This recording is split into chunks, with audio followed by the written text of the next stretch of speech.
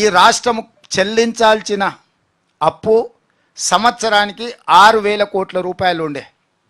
మిత్రులారా రాసుకోండి మళ్ళొక్కసారి. తెలంగాణ రాష్ట్రం ఏర్పడ్డ రోజు జూన్ 2, 2014 నాడు సంవత్సరం మొత్తానికి ఆ ప్రభుత్వం చెల్లించాల్సిన అప్పు బ్యాంకులకు అనుకోండి, మిత్తి అనుకోండి, అసలు అనుకోండి 6,000 కోట్లు. మేము అధికారం ఏర్పడ్డ రోజు లెక్కేస్తే 64,000 కోట్లు ప్రతి సంవత్సరం చెల్లించాల్సింది. నువ్వు తిన్నా తినకపోయినా, నువ్వు జీతాలు ఇచ్చినా ఇవ్వకపోయినా, నీ రాష్ట్రానికి ఆదాయం ఉన్నా ఆదాయం లేకపోయినా ఆ రోజు నాడు 64,000 కోట్లు సంవత్సరానికి చెల్లించాల్సిన పరిస్థితి. అంటే 600% అప్పులు చెల్లించే పరిస్థితి కేసీఆర్ గారు కల్పించిండ్రు. ఈ రోజుకు మిగతావి కూడా స్టార్ట్ అయినాయి. ఇప్పుడు 70,000 కోట్లు అయింది. అంటే సంవత్సరంలో రాష్ట్రానికి వచ్చే ఆదాయంలో 70,000 కోట్ల రూపాయలు అప్పులకు చెల్లించాలి. ప్రతి నెల దాదాపుగా జీతాలు అనుకోండి, పెన్షన్లు అనుకోండి, ఒక 60,000 కోట్ల రూపాయలు జీతభత్యాలు, పెన్షన్లు, ప్రభుత్వం యొక్క నిర్వహణ కోసము ఇంకొక 60,000 కోట్ల రూపాయలు, అంటే 1,30,000 కోట్ల రూపాయలు ప్రతి నెల, ప్రతి సంవత్సరము మార్చి 31 నాటికి మనం చెల్లించాల్సిన బాధ్యత. ప్రతి నెలకు విడగొడితే దాదాపుగా ప్రతి నెల 1వ తారీఖు నాడు నాకు 11,000 కోట్ల రూపాయలు కావాలి.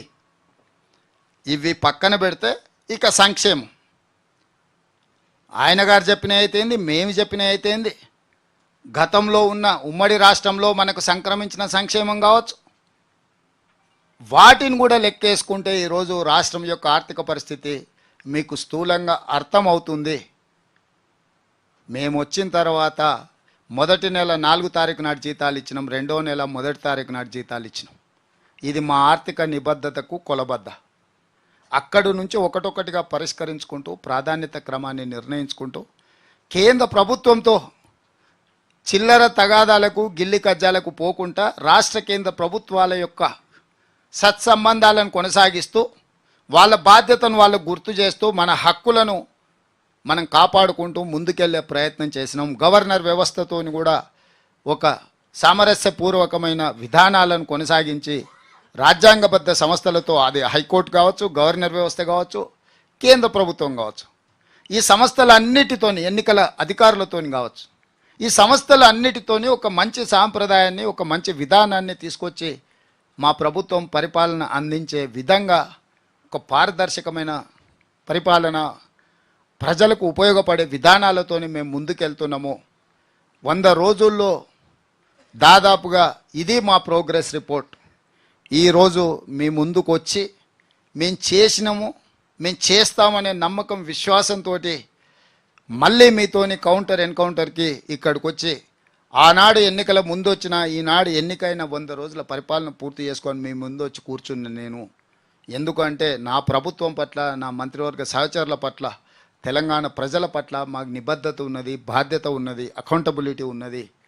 మేము ఎక్కడ కూడా ఆధిపత్యాన్ని చెలాయించాలనో, మీ స్వేచ్ఛను హరించాలన్న ఆలోచన లేదు.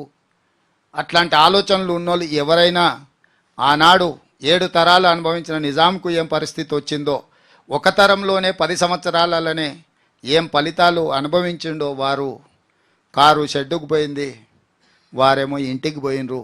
ఇట్లాంటి పరిస్థితుల్లో ఎవరైనా ప్రజల ఆలోచనకు వ్యతిరేకంగా నిర్ణయాలు చేస్తే ఉంటాయని తెలిసిన వాడిగా వీలైనంత మేరకు మీ అందరి సహకారం తీసుకొని ఒక మంచి పరిపాలన అందించి దేశంలోనే వైబ్రెంట్ తెలంగాణ అంటే చర్చ జరిగే విధంగా, వైబ్రెంట్ తెలంగాణ ఆదర్శంగా ఉండాలన్న ఆలోచనతోని మా ప్రభుత్వాన్ని నడుపుతున్నాము.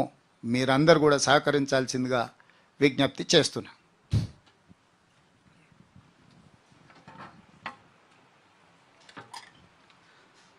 కృతజ్ఞతలు ముఖ్యమంత్రి గారు.